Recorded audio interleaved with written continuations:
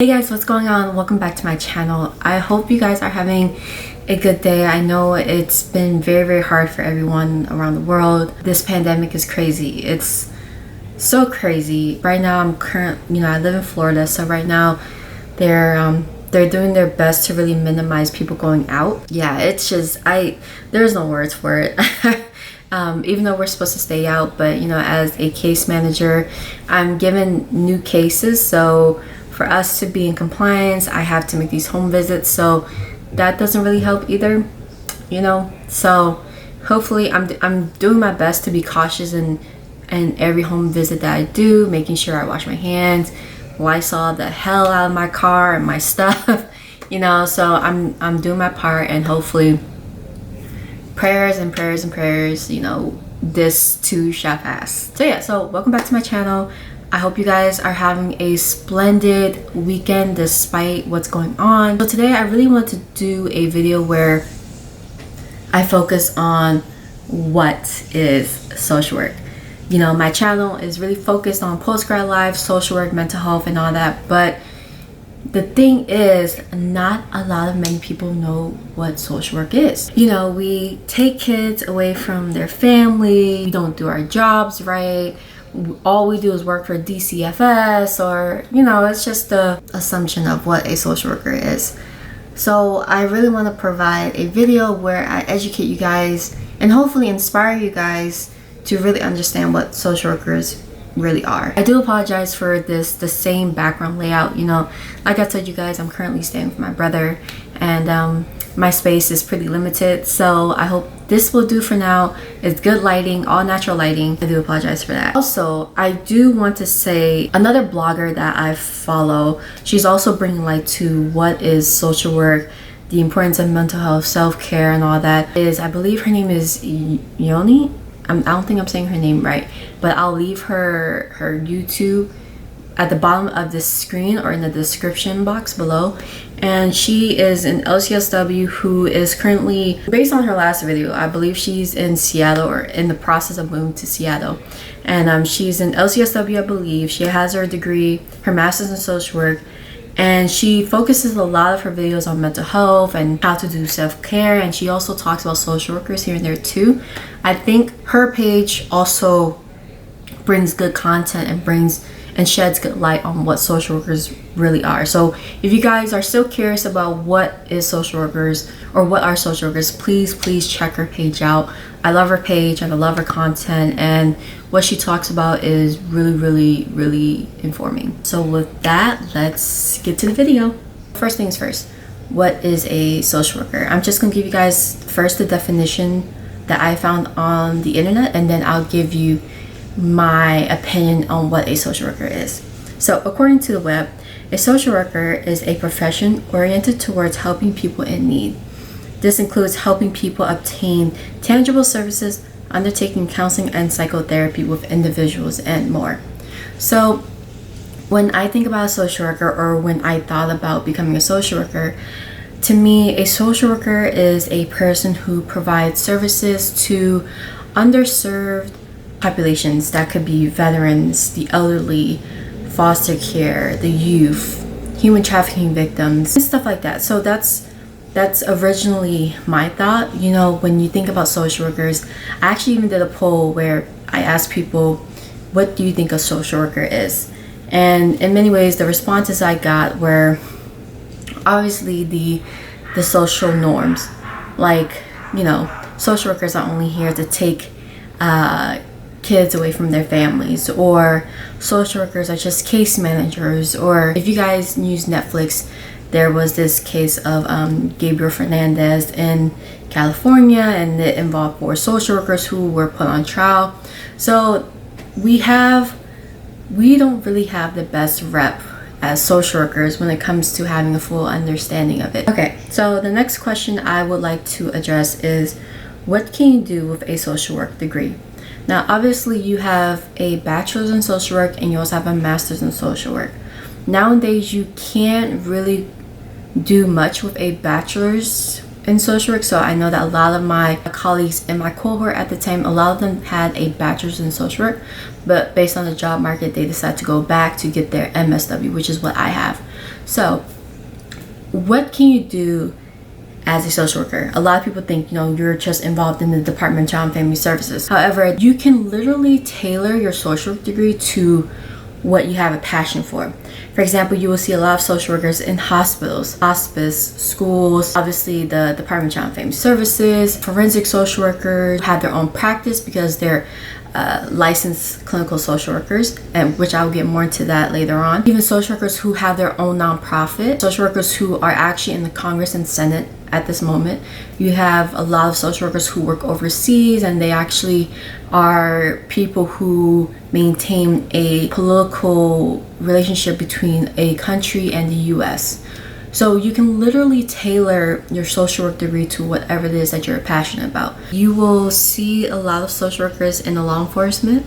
You also see a lot of social workers who are involved in the policy, the political and policy aspect. Like I said, there are social workers who are currently congresswomen, congressmen, and senates who represent their community as well, which is a good thing for social workers, because one thing that people do not realize or do not fully understand about social workers is that social workers are professions who advocates, who assess, monitor, and link their community to resources that they're not able to obtain.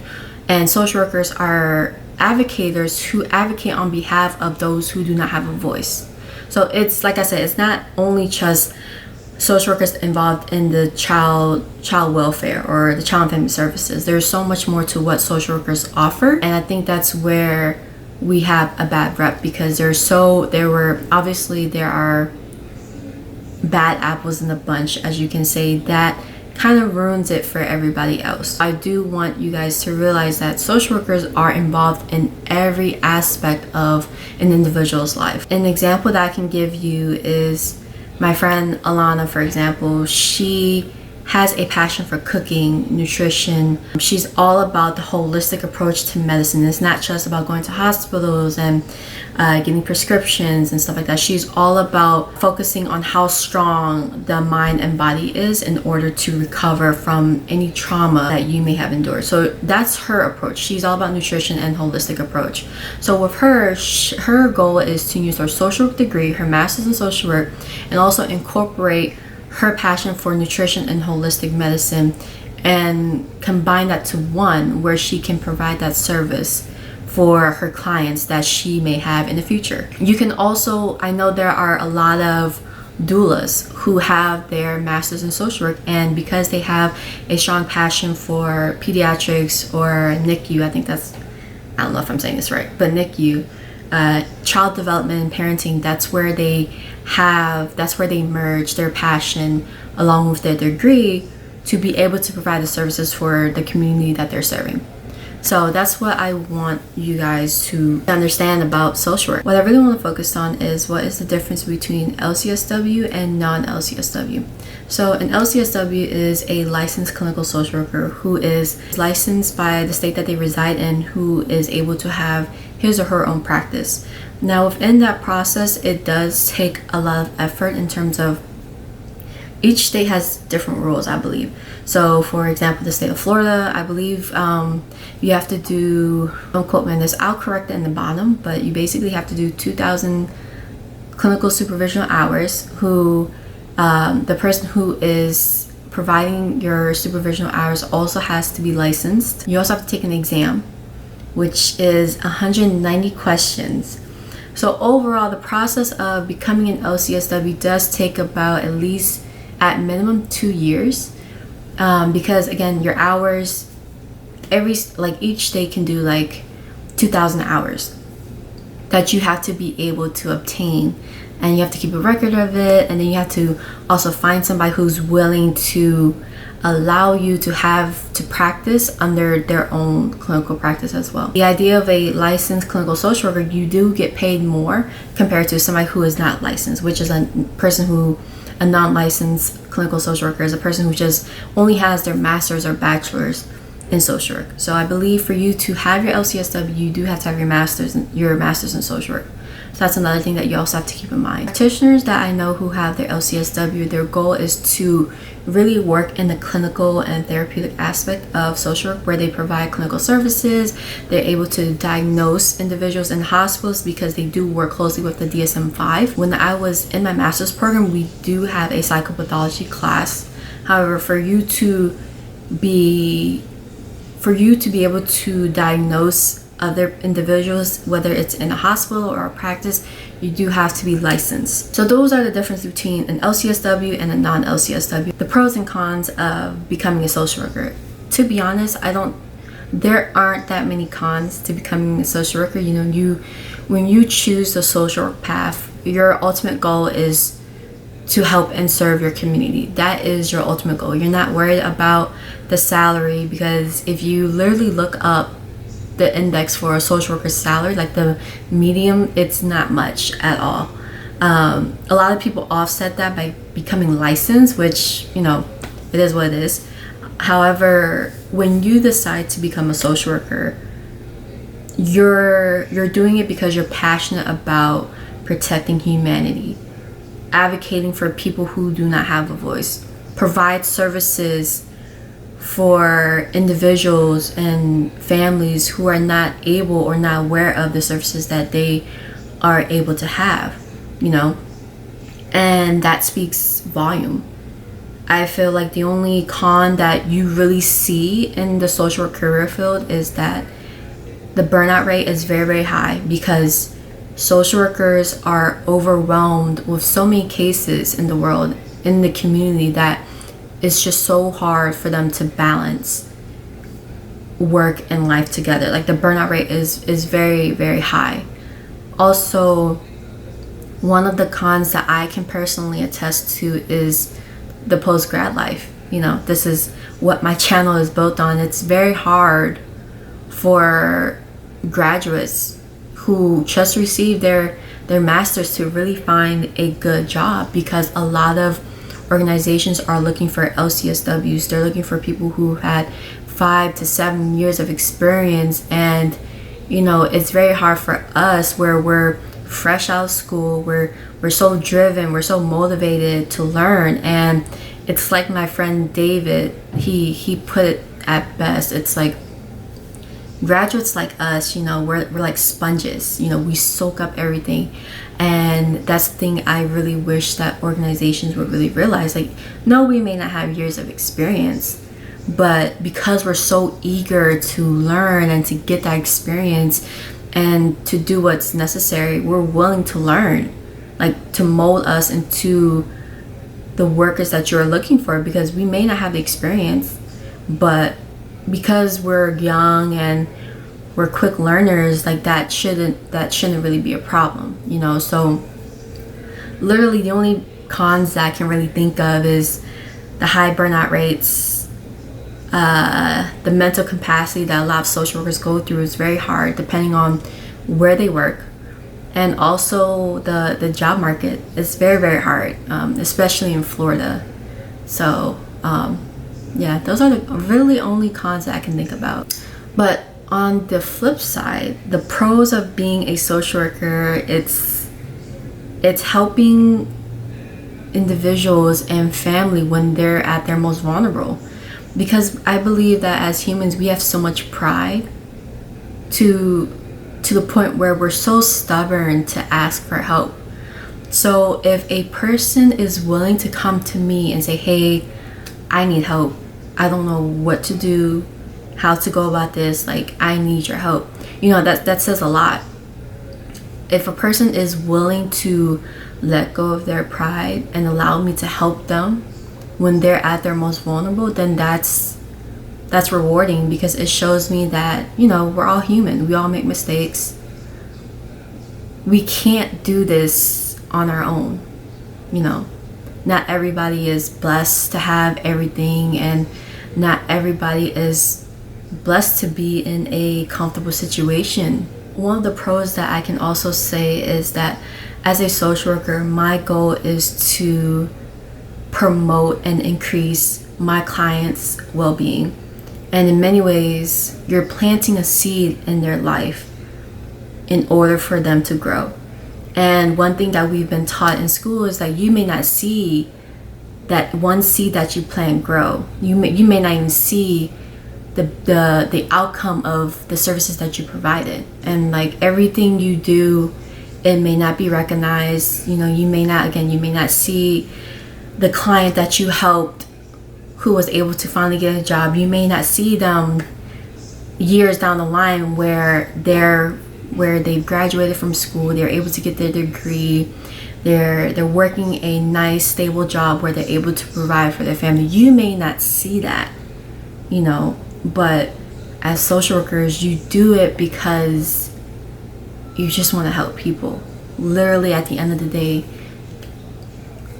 that's all you really care about. And every now and then you do see the fruit of your labor, you know, in many ways. You put a lot of hard earning hours into providing the best services for them. There are more pros than cons when it comes to the line of social work, because like I said, I sound like a broken record, but it's like we have so many bad apples in the social work field. Like it's just amazing. And the other day I was watching the Gabriel Fernandez documentary on Netflix, and that broke my heart so much, because all that kid ever needed was love.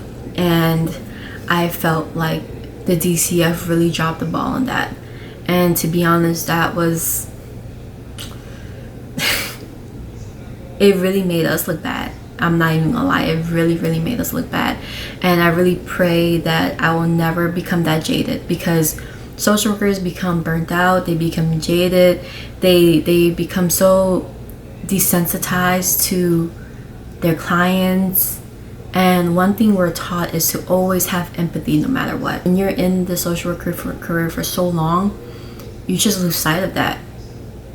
And that's not to make any excuses. Like, I really pray that my self-care, my mental health will remain intact, if not better, so that I don't become blinded or just lose sight of the purpose of being a social worker, you know? I get this question a lot, especially when I told my parents that I was going to go back to school to get my master's in social work. Why did I choose social work?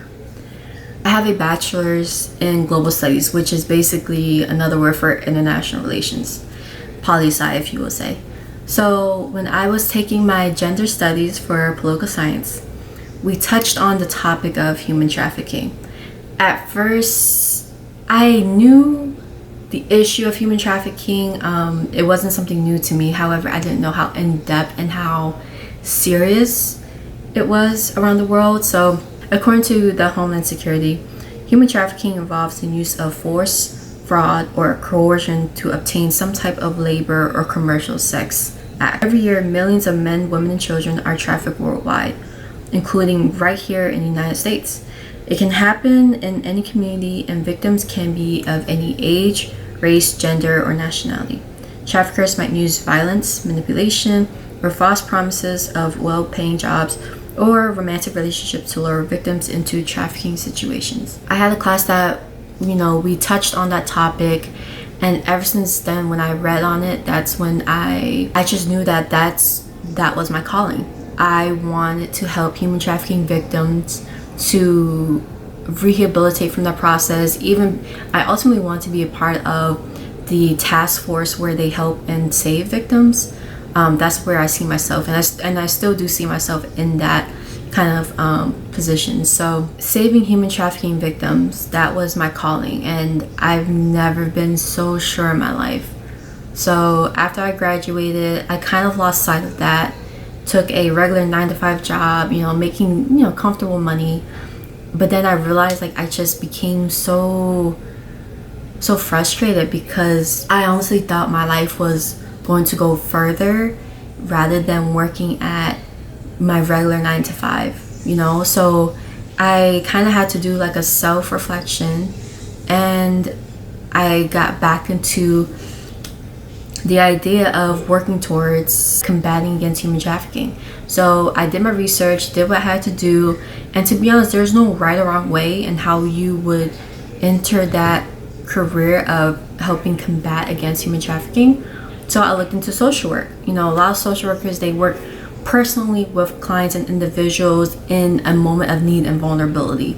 So I did my research. My brother Jake, he went to Barry University. He got his bachelor's and master's there, and he spoke about nothing but good things about Barry, and he told me to try out their social work program. So that's what I did, and I got in. So when I went to the program, I was just determined. I even as my introductions to my classes, I was like, hey, my name is Mian. I'm from Washington D.C. Why do you want to get your master's? I want to get my master's in social work because my overall goal is to help human trafficking victims. That's all I want to do. That's why I decided to get my master's in social work. So, however, I will say this, after I graduated, or even while I was in school, I learned so much about the youth and the geriatrics population. You know, these are underserved population, especially the geriatrics. So I kind of grew an interest for that too. And obviously I grew an interest for the healthcare system and working in hospitals. So I grew mentally in terms of what my interests are going towards, because I was just dead on with human trafficking victims. But now I have multiple avenues that I would like to try. So that's a good thing. And it goes back to the idea that you can do so much with your social work degree. So that's why I really want to become a social worker. So okay, you guys, I think that about wraps all the questions that I have. If there's something that I didn't touch on, or there's something else that you would like for me to answer, please leave them in the comment section below, and I'll gladly answer them for you guys. So yeah, so I hope you guys liked this video. I hope it was informing, and I hope this somehow inspires you guys to even consider getting your bachelor's or your master's in social work, because I do believe that this is a rewarding career field. And so if this is your first time on my channel, hi, welcome. Please like and subscribe to my channel. Check out my latest videos that I may have.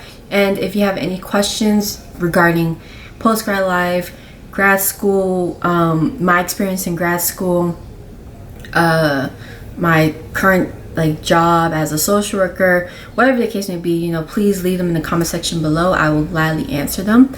And I hope you guys stay safe during this time. As you guys know, with this pandemic, it's really a time of uncertainty, and I know it's scary.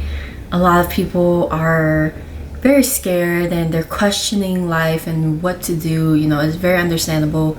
But I will say this, you know, things will get better. You know, just continue doing self-care, just stay calm if you can, and I guess I'll see you guys next time. Bye.